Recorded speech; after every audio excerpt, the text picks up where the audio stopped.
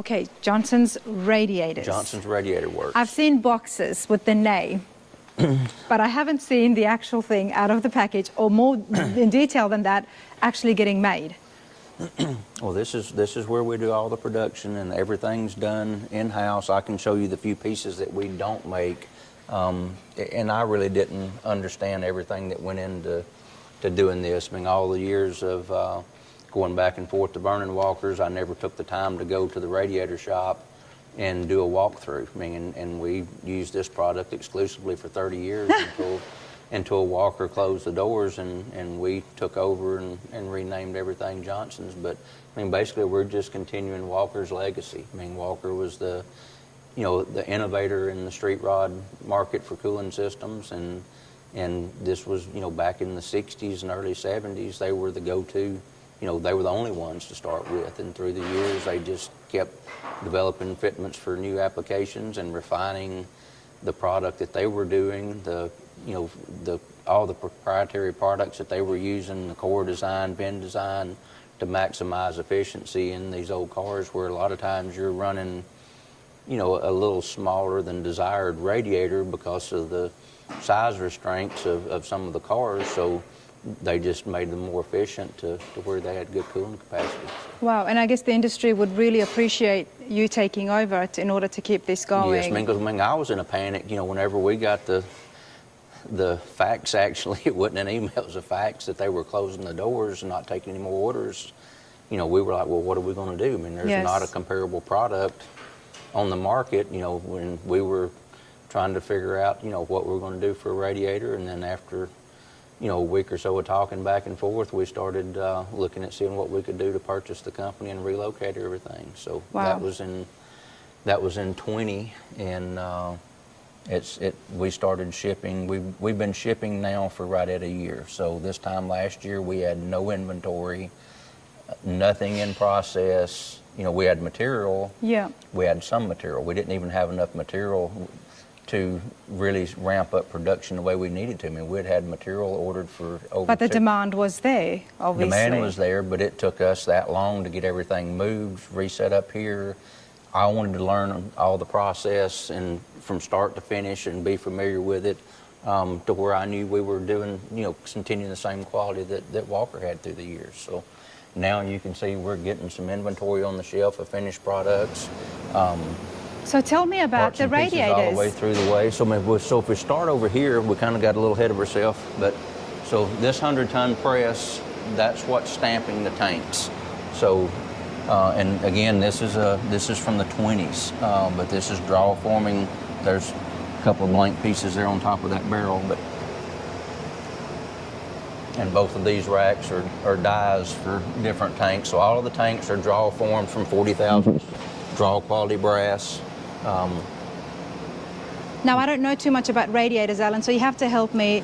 This is a very well-known name. I want to know what makes it so different. Well, I mean, so to differentiate between aluminum and copper brass, if you look at scientific elements on heat transfer of metals, your best metal is platinum. Well, obviously, we're not going to build a radiator out of platinum. Your next best is silver. Okay. We're not going to build a radiator out of silver. Your next best is copper. Okay. So it's the most efficient heat transfer product available. Second advantage to this, I mean, I don't use aluminum radiators, never have, so. But they do exist in the market? They do exist in the market. There's some good companies making those products. From my experience as a builder for 30 years, not a manufacturer of radiators, this product has worked for us. We've never had a leak. We've never had a cooling issue. You take pretty much all of your 30s and 40s cars, the radiator is the structure for the whole front of the car. Yes. You put an aluminum radiator up there and it's twisting and moving and tweaking, chances are you're going to have some issues. You're going to have breakage on the brackets. You're going to have leaks from the core moving at the header, so copper and brass, in my opinion, is the only way to go. And can you use this on any car? Right now we have applications from 1917, up to the 94 Chevrolet and GMC pickup trucks. Nice. So, and we're trying to fill gaps in other areas where Walker didn't have applications. We're trying to put put products in those applications. But for Wow. me to go through, we just introduced the 67 to 72 pickup radiator and 73 to 87 pickup radiator this summer. We had original core supports here and aftermarket core supports here, so we knew, when we were doing all the tooling and development for that we're doing something that's going to fit. Yeah. You're going to take it out of the box, bolt it in, and done. And be ready. You're not modifying the radiator, you're not modifying your original parts, you're going to have something that's going to work and do the job. From what I have learned is so many people, and there's so much out there and we love it, is they customize and upgrade the engines, increasing horsepower, with putting all this racing performance stuff on it. Can radiators be customized in order to assist that engine? Yes, and so the key component, the key to cooling is airflow.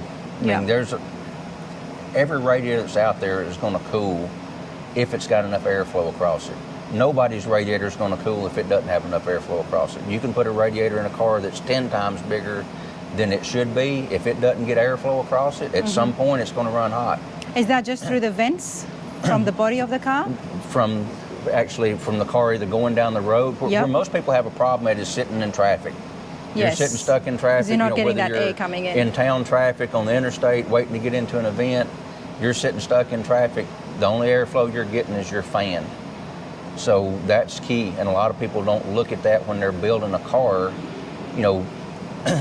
If we're building a car from the ground up, say a 32 Ford, I'm going to make sure I've got room that I need to put the adequate fan in there when I'm building a car. When I'm setting the motor and transmission up, that's the first two components that go in is the radiator. A fan and the that'll keep going on even when you are at standstill.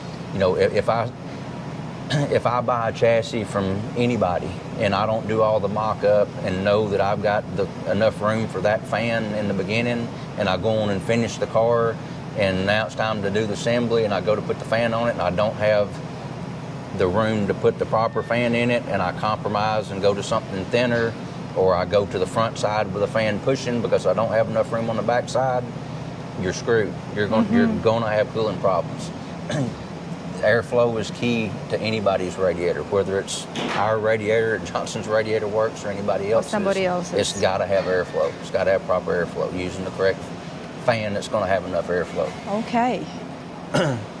Our radiators, you can compensate with that a little bit because of the efficiency of the core. So you're getting a little bit of advantage. Where Walker they had a 3-row core and a 4-row core. I never used the 3-row for anything because I wanted that extra little bit of something. Now educate me. 3-row and where? Let's go over here and I can show you. We'll kind of skip around. So we'll get to that here in a second. So so we're one of the only manufacturers in the country that manufacture everything in-house. So we're taking raw material. Oh, that's nice. This goes into this machine and makes the tubes for the radiator. So we're controlling, kind of same thing with building the cars across the street. We're in control of everything here. We're not dependent on another manufacturer to provide us good parts. It's all controlled here. So this piece of equipment, you're putting brass material on a roll on the end. It's running through a tube forming section. So this is actually forming the tube that your water goes through.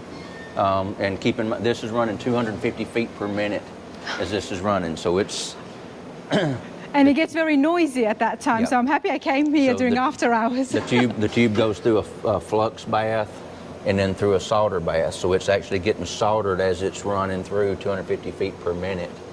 Wow. It goes through a cooling station, a straightening station, and then to the cutoff area. So basically here's what's going in, 5 thousandths brass foil, and then here's what's coming out. Oh, wow. And that's actually your tube that the water flows through. Wow. This is a piece of the tube that has not been soldered.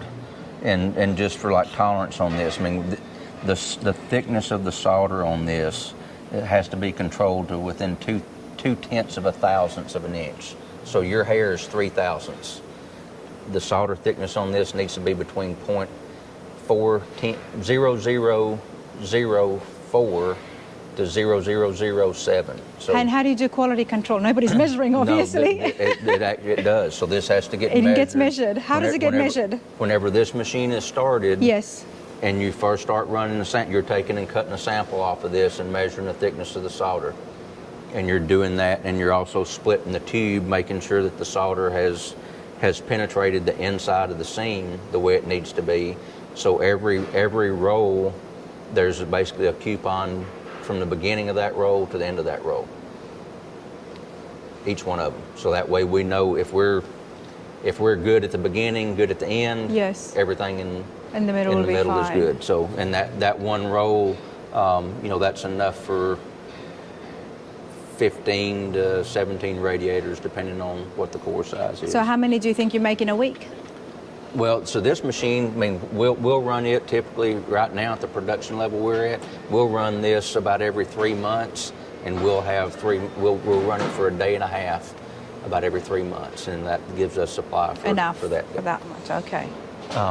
Same thing with the fin. So this machine here is running the fin that goes in between the tubes on the radiator. So this is one of the proprietary setups that Vernon tested and developed back and forth. So if you look at this, you can see louvers actually punched in this fan. So that airflow is changing 23 times as it flows through the core. It's actually going up and down, up and down, up and down 23 times. So instead of just going straight through, you're changing the direction of the air, so you're getting more efficiency by the air changing. More cooler direction. air Yep. as well. Yep. This has to be controlled within a few tenths of a thousand. So it's controlled as it's ran through the machine here, and then the secondary operation for this, it has to get hand stretched to length. That has to be done the same way every time to control production on everything. Wow. Now, what I was saying earlier, you can see, so this is the header for one of the radiators, and I can explain that more. So this would be a 4-row. Okay. So you've actually got 4 rows of tubes, 1/2 inch by 1/8 of an inch.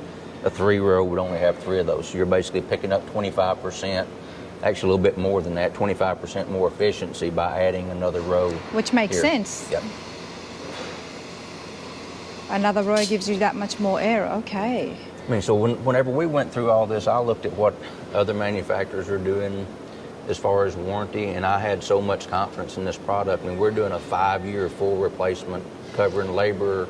If you have a problem, we're going to pay you or whatever shop you're using to replace the radiator. That's how Give much you a brand new one. And give you a brand new. That's how 5 much confidence years. I've got for this.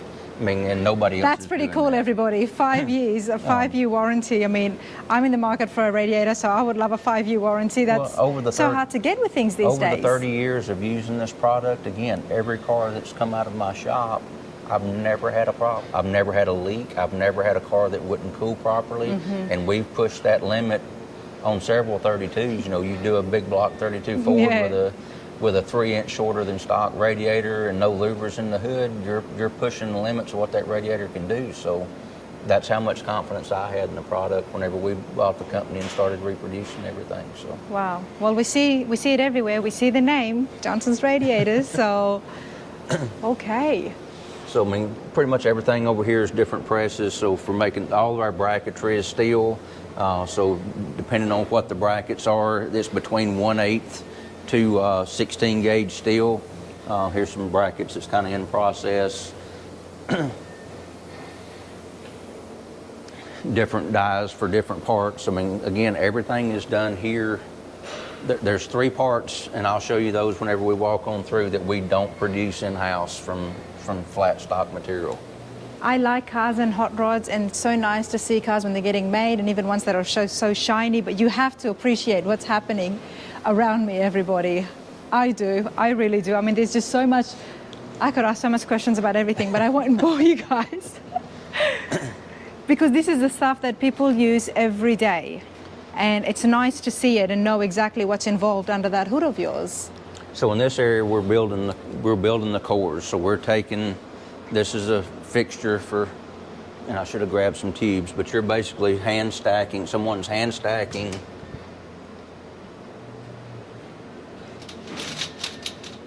You build the core before the core support? So to go through the process of building the radiator, I mean, at this point you've got tubes that have been ran, you've got fins that have been ran. So at this point you're building the core. So someone is hand stacking tubes and fins for whatever the radiator is, correct length tubes, correct number of rows. This is hand stacked, trued on the ends, and then it is clamped. Here's one that's ready to go. It's ready to go in the oven.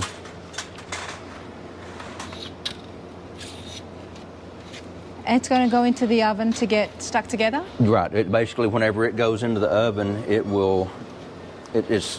goes through another flux bath, the whole thing. Then it goes into the oven for about a 20-minute bake cycle.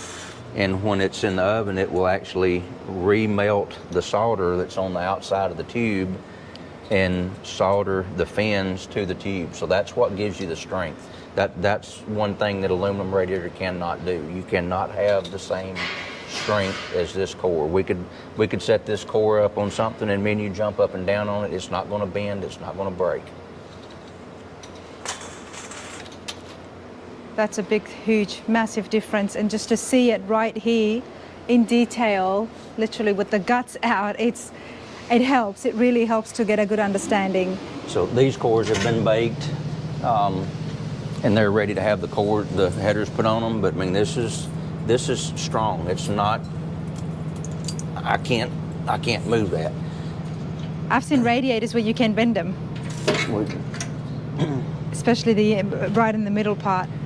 So another thing that some of the other manufacturers do for the header application, they'll only have a punched hole for the tube to come through. Mm-hmm. These are punched and dimpled, so you can see the return that's on there.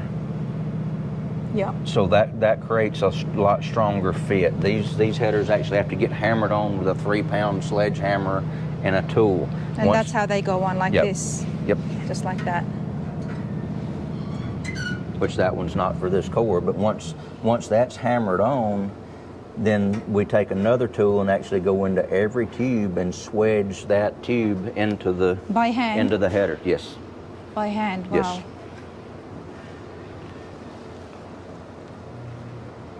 So all of these are ready to go to the next step and have the header dipped. So it's actually goes to and some of the other manufacturers are hand soldering that, so they're only getting one side.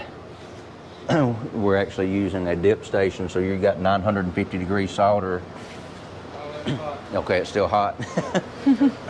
So you're actually dipping the end of the header into that, and it pulls the solder up through the tubes like a straw. So you're soldering front and back side both. It's just making it basically bulletproof. Wow.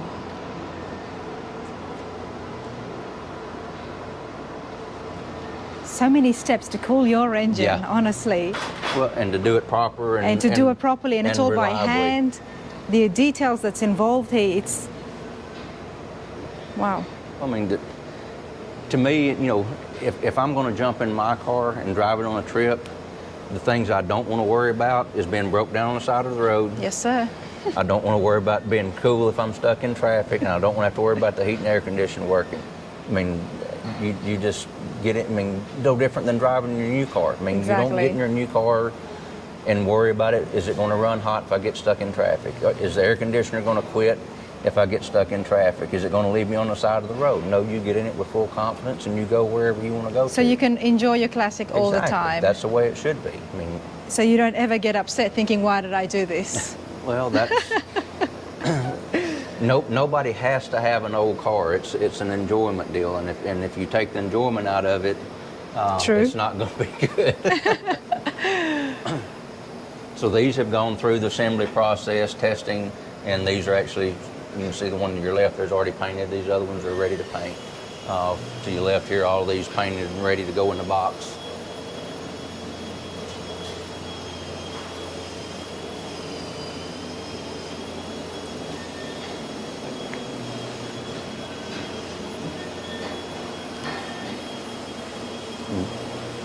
Where does the painting happen? And there's the paint booth. Oh, inside the paint booth where I was just and at. this is where we're doing the assembly at. So everything's assembled. We pressure test. There's one over here. It's in the rack for assembly.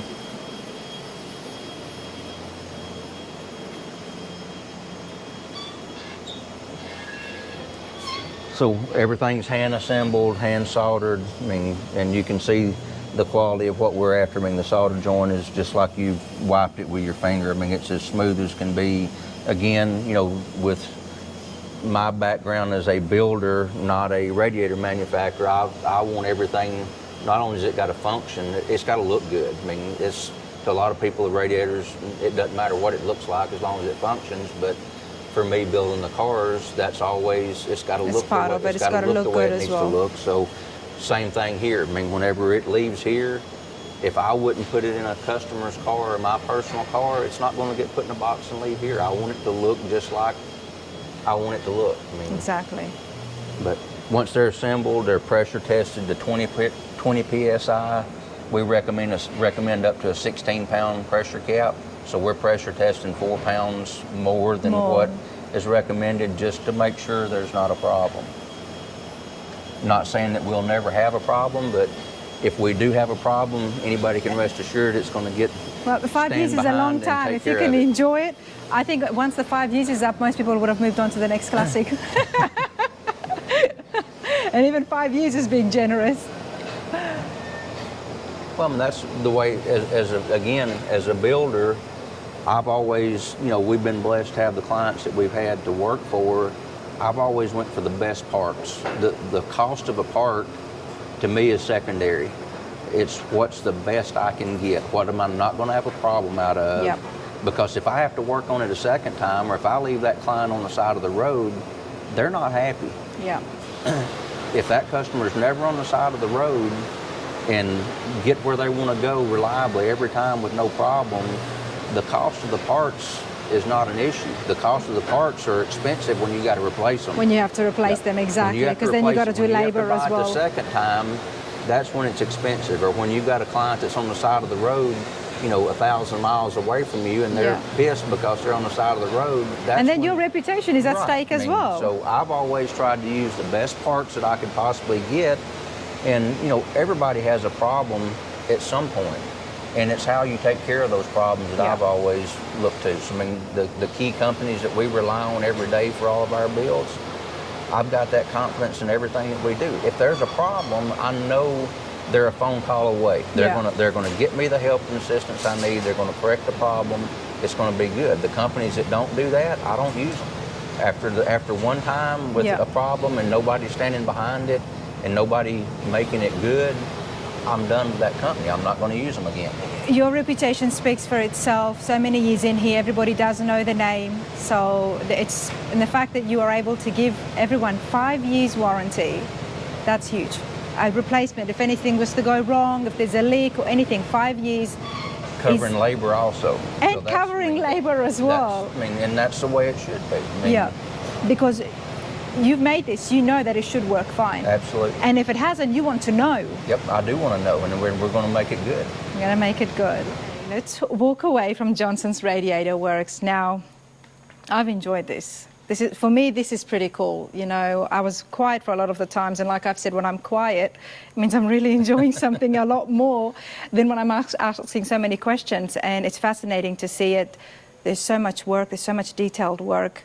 And I think the entire industry would be so appreciative that you have continued on taking over. I mean, we've had a numerous amount of people talk to us about that, you know, just basically thanking us for taking this product and carrying it on, moving forward with it. Because, I mean, I didn't want to see it go anywhere. I mean, you know, it's been a staple of this industry from the beginning. And on top of that, you know, Mr. Walker being a good client and good friend of mine through the years, I mean, I know what's gone into this product and didn't want to see it go anywhere. So. Well, he would appreciate this, that's for sure. Now, Alan, what's in store next for you? If you get a moment, I mean, you've got your hands full. We've got plenty to see after. I mean, we've got a 32 Roadster that we're finishing up for AMBR right now, which obviously we couldn't couldn't take a look at that when you were walking through the shop, but you can come back and take a look I at had that. a peek, everybody, and I'll show you guys once I vlog my way through the Grand National Roadster Show, but it's brilliant. It's very different. It is very different. It's very different. That's all I'm going to say. It's not going to be what you expect, so I'm excited about it. It's pretty cool. We're doing this car for a 19-year-old girl that we've known her since she was born, and her parents have been good friends, so it's pretty. I had a feeling it might have been a girl, but the fact that it's a 19-year-old, love it. Pretty special for us to be able to be doing that. So we've got a '57 Pontiac Safari wagon. Safari wagon. Right now, the wagons are really picking up, aren't they? Well, I've always liked the wagons. I mean, it's like I was telling you on the way over here. I mean, I've got the '61 wagon back that I built before Angie and I got married that I've been trying to buy back for several years. But at that time, nobody wanted a wagon. I mean, I couldn't give it away when I went to sell it because they weren't popular. But no, the wagons a lot of people are doing the wagons. So. But no, we've got several other 32s in process in the shop. 51 Merc that you saw. Yep. But when will that be finished? The Merc, it's probably going to be 2025 before that car's done. I don't know we don't really have a hard set schedule on when that car is going to be completed or where the first event it's going to. But I'm pretty excited about that car too because that's really the first custom that we've got to do, and I mean, the 50 Mercs just look amazing when they're done up. Yeah, but to me, I mean, all of those cars are overdone, and there's always there's just something that I don't like on most of them. So we're trying to not do that on this one. We're trying to do the things that it needs to have done and not overdo the anywhere customization. On that car. I mean, but I don't know what other than that's what's next for us other than staying busy doing what we're doing. There is a lot, but I'm sure I'm going to see you again, and you can be sure that you're going to see Alan on the channel again. But this has been awesome. I so appreciate this. We're just barging in here without an appointment. Not a problem. Thank you so much, sir. Thank you. Thank you.